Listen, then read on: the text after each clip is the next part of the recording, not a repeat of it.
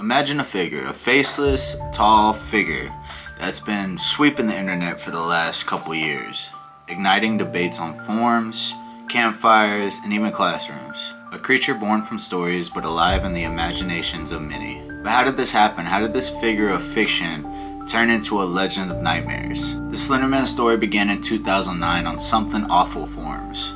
Eric Hudson, also known as Victor Surge, created an image of this figure and it took the internet and ran with it. In the original post, it was doctored images accompanied by captions of missing children and the looming presence of an unnaturally tall, shadowy figure. Yet its ambiguity gave life beyond Hudson's control. Only 5 months after the creation of Slenderman, it began to spiral. Paranormal radio shows like Coast to Coast kept getting calls asking about the entity. In 2011, media outlets like the Minneapolis Tribune described Slenderman's origins as difficult to pinpoint. Even Hudson admitted that despite what many people said, Slenderman was born on a forum.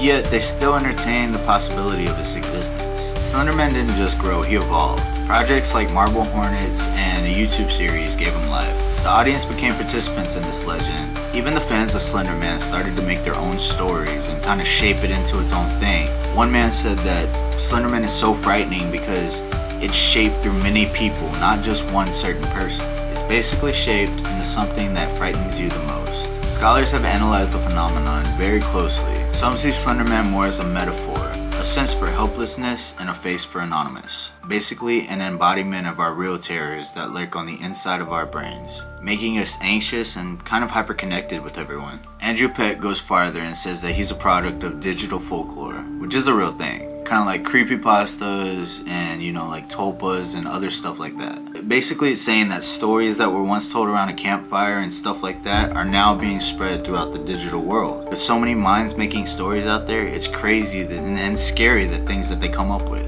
And media on the internet makes this story even scarier. With video games coming out, scary images, the mind is so powerful at making stuff that's terrifying to others. It combines images, videos, games, text. It makes it all into one big story. But why is Slenderman so effective? It may be because he taps into like primal fears, stuff that you know is ominous, that just doesn't sit right inside of you. The unknown, the unseen, and the boundaries of what we cannot define. Tina Marie described him as a prohibitive monster, guarding cultural boundaries so vague that we don't even know we crossed them. If you think about it in many ways, Slenderman represents a lot of folklore that's traditional for a lot of people. He punishes, he haunts, and he remains elusive. Yet Jeff Tolbert offers a unique insight to the Slenderman, where traditional folklore starts with real-life inspiring stories. His legend began as fiction, but it inspired real behaviors, performances, and even tragic events. Professor Thomas Petit suggests that Slenderman is emblematic in a shift in storytelling, a return to pre-printing press traditions. In this Gutenberg parenthesis, we see stories that are fluid, reinterpreted, and then even retold, in endless variations.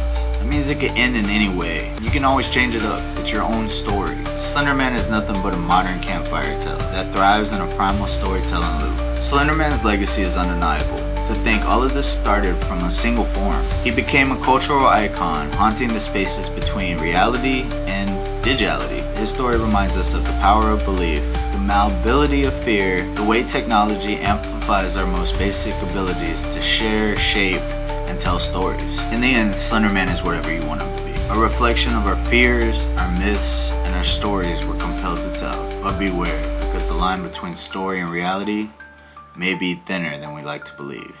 Thank you for watching this video, and if you enjoyed this content, please give me a like and a follow. And remember, live, laugh, and leave a legacy.